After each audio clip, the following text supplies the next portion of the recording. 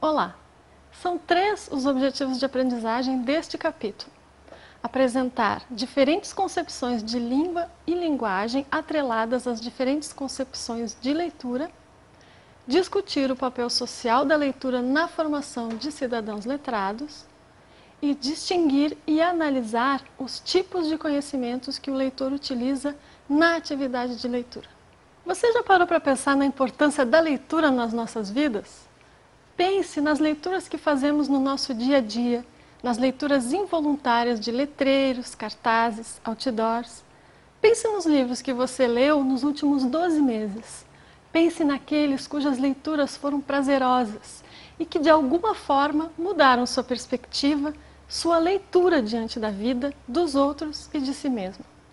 E naqueles livros cujas leituras foram feitas por obrigação, leituras atreladas a um determinado objetivo muito específico que deveria ser alcançado. Pense também nas leituras rápidas do cotidiano, do cartão do estacionamento, da receita médica, do aviso no elevador, da placa de trânsito e assim por diante. Pense, enfim, na importância que as leituras do cotidiano têm nos constantes ajustes que as nossas leituras de mundo passam ao longo das nossas vidas. O vídeo a seguir nos mostra a importância que a leitura tem nas nossas vidas.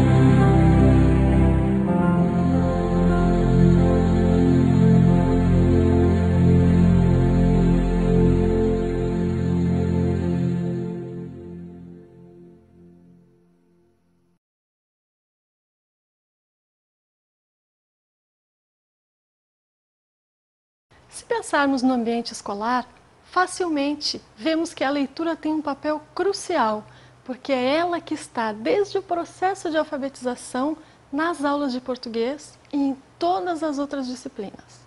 É justamente a partir da leitura que entramos em contato com os diversos conhecimentos passados pela escolarização.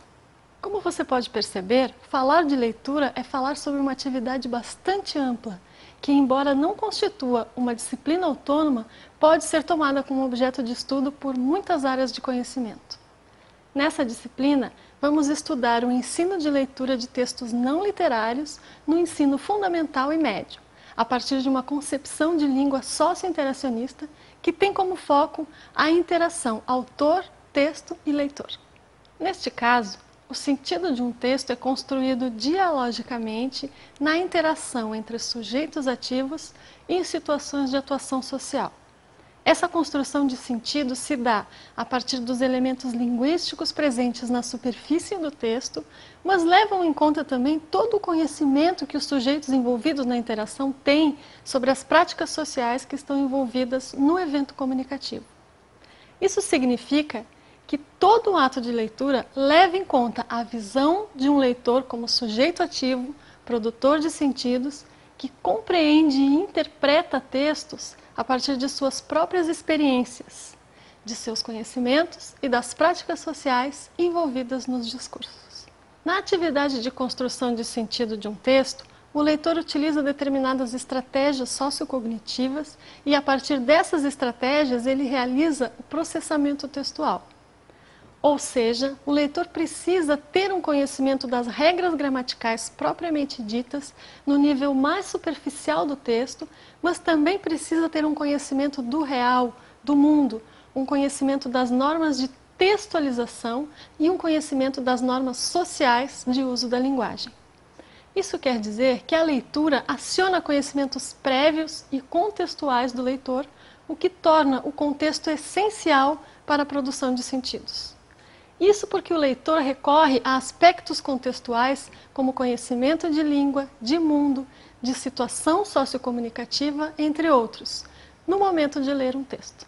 Para ficar mais claro, podemos associar o contexto com a metáfora do iceberg. As informações explícitas de um texto são a ponta do iceberg, que está aparente na água. Já toda a parte submersa seriam os implícitos de um texto, os quais fundamentam a interpretação deste. Tanto a parte de superfície como a parte submersa contribuem para a interpretação e a produção de sentidos do texto, e o iceberg como um todo representa o contexto. Veja como isso acontece, por exemplo, na leitura desta tirinha. Repare que para fazermos a produção de sentidos desta tirinha, precisamos acionar nossos conhecimentos prévios na leitura. Precisamos, em primeiro lugar, conhecer os personagens de Maurício de Souza e entender a briga que há entre a Mônica e o Cebolinha. Precisamos também saber que xadrez é um jogo de estratégias.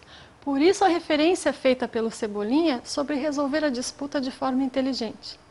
Além disso, precisamos perceber que a fala do Cebolinha remete a situações de se resolver os problemas na base da violência física ou utilizando outras estratégias. E a graça dessa tirinha é justamente perceber que a leitura que a Mônica faz da fala do Cebolinha se restringiu à simples mudança no objeto com o qual ela iria bater nele. Um outro conceito importante trabalhado neste capítulo é o de intertextualidade, que pode ser definido em linhas gerais como a relação que reconhecemos entre textos, orais, escritos ou até mesmo visuais. Para ficar mais claro, vejamos o vídeo a seguir. Pode-se definir a intertextualidade como sendo um diálogo entre textos. Esse diálogo pressupõe um universo cultural muito amplo e complexo, pois implica na identificação e no reconhecimento de remissões a obras ou a trechos mais ou menos conhecidos. Dependendo da situação, a intertextualidade tem funções diferentes, que dependem dos textos, contextos em que ela é inserida.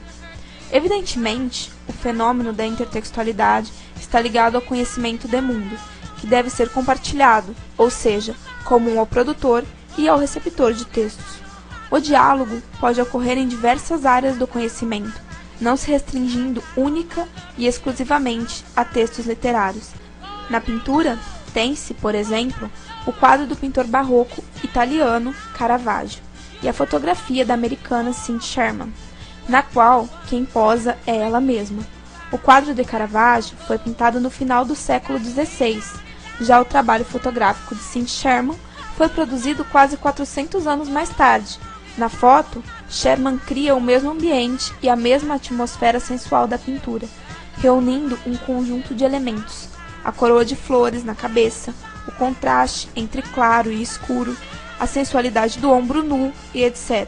A foto de Sherman é uma recriação do quadro de Caravaggio e, portanto, é um tipo de intertextualidade na pintura. Na publicidade, por exemplo, em um dos anúncios do Bombril, o ator se veste e se posiciona como se fosse a Mona Lisa de Leonardo da Vinci, e cujo slogan era Mon Bijou, deixe a sua roupa uma perfeita obra-prima. Esse anunciado sugere ao leitor que o produto anunciado deixa a roupa bem macia e mais perfumada, ou seja, uma verdadeira obra-prima, se referindo ao quadro de Da Vinci. Neste caso, pode-se dizer que a intertextualidade assume a função de não só persuadir o leitor, como também de difundir a cultura, uma vez que se trata de uma relação com a arte, pintura, escultura, literatura e etc.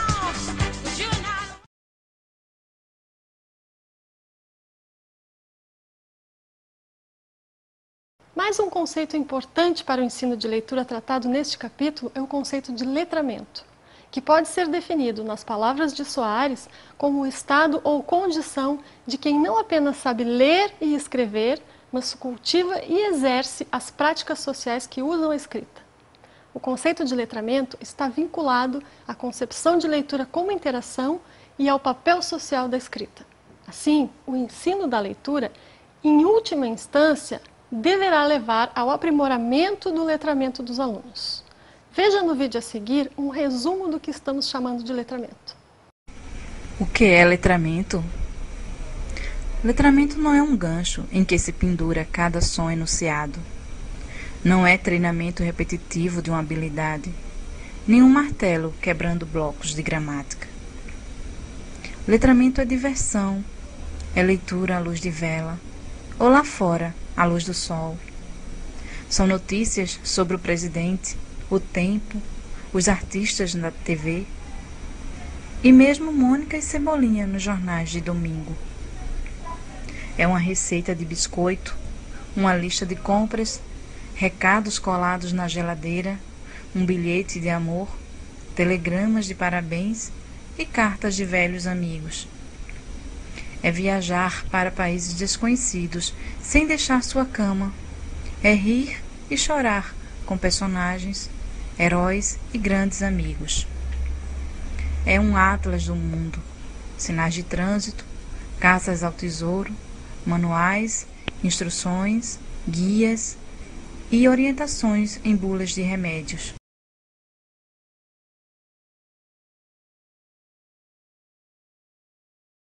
Resumindo, vimos neste capítulo 1 que a leitura é uma atividade ligada a práticas sociais e que pressupõe diversos tipos de conhecimento, que vão desde o conhecimento mais básico dos sinais gráficos até um conhecimento mais amplo sobre gêneros textuais e os usos interativos da linguagem.